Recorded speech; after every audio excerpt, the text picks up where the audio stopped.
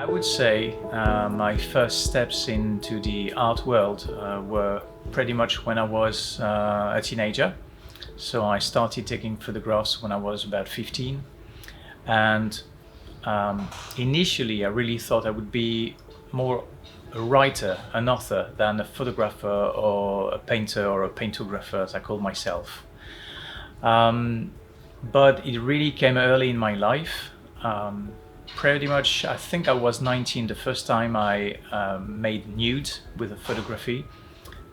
It was with a person, some sort of a friend of a friend at school. Of course, I was always into human body, into nudes, but as a viewer. But the first time I could be the actor, the one taking the nudes, was pretty much when I was 19. And since then, I've always had that sort of obsession with the human figure.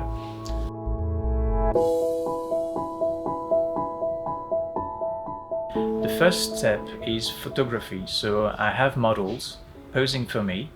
It doesn't matter what kind of photography it's going to be, if it's nude, if it's going to be people with clothes. Sometimes it can be even dummies in a shop.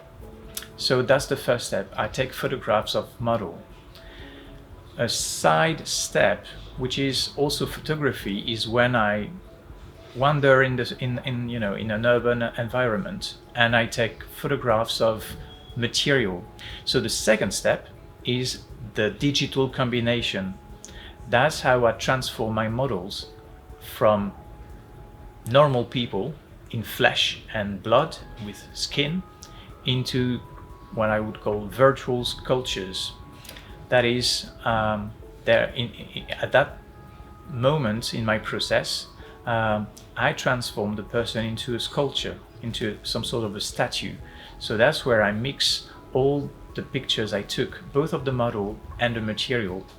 There is not one single format. It can be very vertical, very horizontal, it can be square, it can be rectangle, it can really be many things. So that's really the moment when I create the image. But then, because I see myself more as a painter or a sculptor than a photographer, so then I have my work printed on canvas. And when it is printed on canvas, my new task, that's the third step of my process, is to paint over the digital images I've created. And that takes me something like 10 days, because there are between 12 and 15 layers of acrylic on the surface of the canvas.